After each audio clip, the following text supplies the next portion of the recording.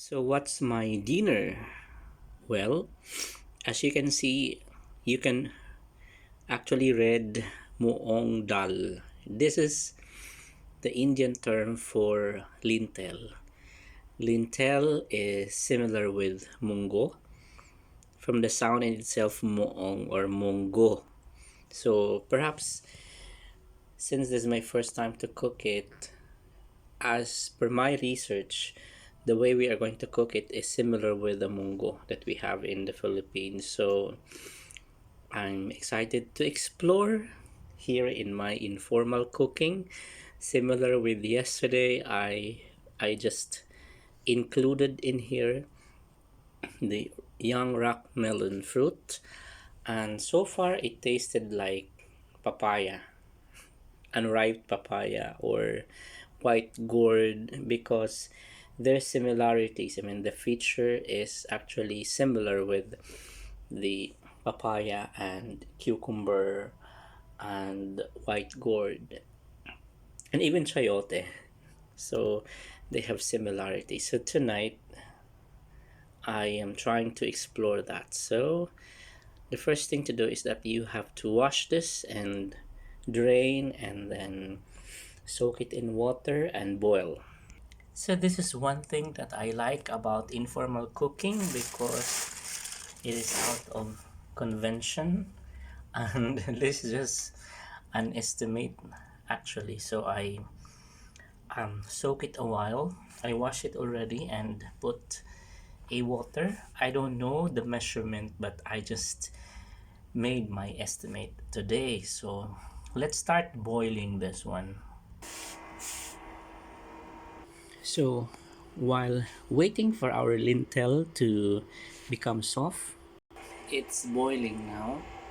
Let's prepare the other ingredients, and I harvested these from my garden yesterday. We have malunggay here, and we also have the squash blossom. Just to illustrate you on how to prepare the squash blossom is you have to remove, if they call it tentacles, then I will name it tentacles. And of course you have to clean, because there are ants. If you wanted, as per tradition, to make your voice or pitch higher, then eat the ants. And then you have to remove the carrier of the pollen inside, this one, okay, and keep it as a garbage.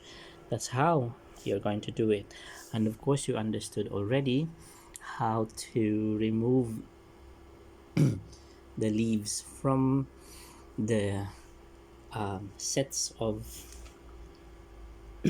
leaves in each and every folds of the moringa. So after 40 minutes, this is what the lintel looks like. I can smell also that it started to emit its inviting smell and taste. And I have prepared the other ingredients, so we are not going to be very meticulous with the successiveness of our food, even if we had our vegetable yesterday and again vegetable today of the same variety. But since we don't have a refrigerator so far, well, I don't have refrigerator so far, so I can't preserve these vegetables. So I need to save it, so I need to cook right away. It's time to wash this one. So from afar, my observation is that I think it would only take like 25 minutes to 30 minutes to finally smoothen the kernel of the lentil. So let's hope and see. So true enough, after 30 minutes, our lentil become like porridge this time. And this is, I think, is enough. I need to add a little bit of water so that it will look like mungo.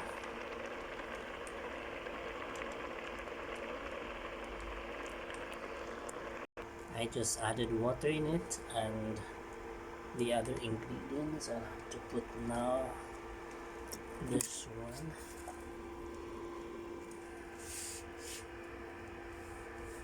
the onion,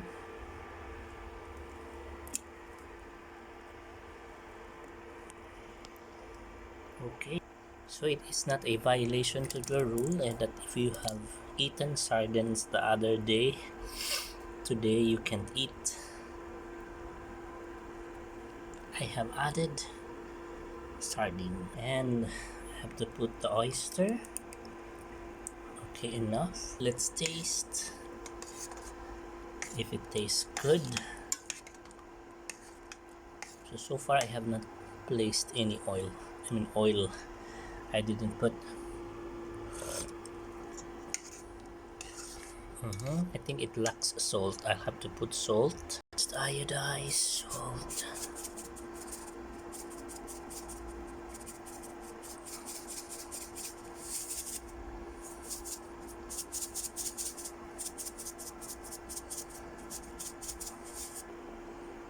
And oh, it started to become sticky like mongo.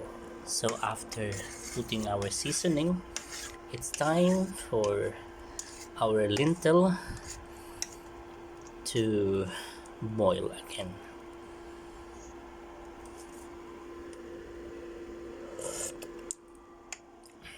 It tastes good now. So the condition right now is so favorable, is so perfect for us to put in the last ingredient that we need to place. Time to put our squash blossoms and the moringa or malunggay. So it's time to mix. Oh, it looks delicious because it is fresh. And since we have, leftover of yesterday's vegetable, yeah, there is no problem if you're going to put it here. I'm going to add.